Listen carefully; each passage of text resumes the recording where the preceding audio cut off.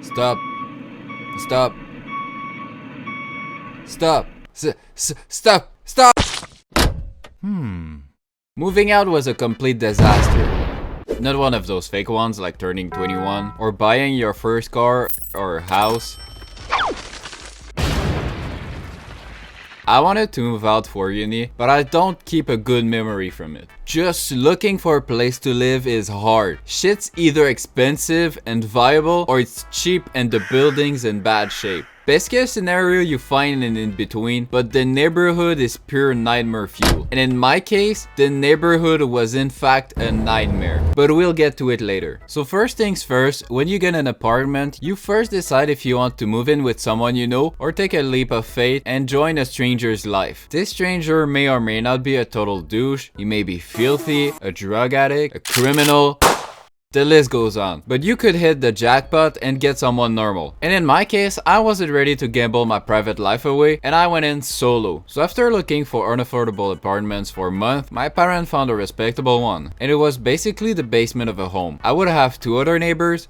And so after the owners checked my credit score, I got approved and I rented the place for the next year. Now comes the time to pack things up. And IKEA saved my ass. Furnitures outside of IKEA are so goddamn unaffordable, it's not even funny. The norm for kitchen tables was at over 1K and it felt like a fever dream. But let's pause for a second. Why are couch pillows so expensive? I went through 6 to 7 stores and they were all overpriced. Like over 60 bucks, it's a rob. And even 40 bucks for pillows feels like it's too much. But anyways, all my stuff came from IKEA, aside from the couch. So thank you IKEA. Now let me just say that moving things was pretty bad. Not cause the boxes were heavy. No. In fact, IKEA boxes nowadays are surprisingly light. The hardest part about moving in was assembling the furnitures. I'm surprised we did not lose anything from the boxes, but there was so much cardboard, we couldn't even navigate. So pro tip from my experience, don't load everything in, but go step by step. Since I was alone now, I needed Wi-Fi.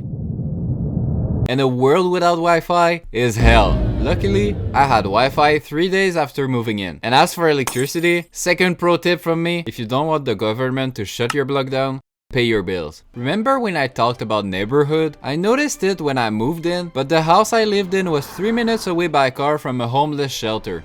And I don't know what happened to those homeless guys, but the ones in the city I was living in were really persistent. They would insist, and I mean insist, on you giving them money. I was working and one pulled up to my workplace to ask for money. Like, is that not crazy? By car, you could put your windows up, they would still knock on them just to ask for money. And yes, that really happened to me when I was coming back from the gym at midnight while it was minus 15 outside. Even though you gave them every single fucking possible sign that you were not interested in having an interaction with them. In fact, when you told them you don't even have cash, they would pull out debit machines and still ask you to donate money. And there was this one guy that asked me to lodge him or buy his broken watch, and now the problem is that I'm working, and usually they would swear at you and leave. But once I told him no, he just wouldn't leave. Call the police, you might say.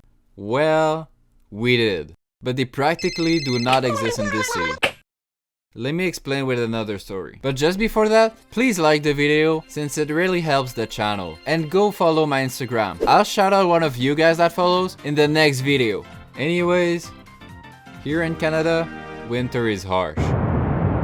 It's cold, but if you've watched this video, you know how much I hate winter. And so, during a snowstorm, my neighbors got this super creepy guy knocking at their door. And he was telling my neighbors that he lived in the house we were living in. And that day I remember, cause I was on online classes, I was not having it. So I took a knife, cause hey, we never know with those people. Got to my door frame and told him to leave after I called the police. He was there for an hour and they never came. So we really had this guy for an hour squatting our entrance, telling us he would die outside if we did not let him in. And guess what? No one let him in. 2,000 years later. He ended up leaving, and while this guy was wandering on the street, we realized he was on heavy drugs. Like, he was very wobbly. So yeah, we learned that the police here did not care. In the end, I hated this city and the university I got in, and I moved out again. But I just want to clarify, it's very fun to live alone. But yeah, living alone is fun because you get to do whatever you want. But that aside, thank you for watching. I'll see you soon. See ya.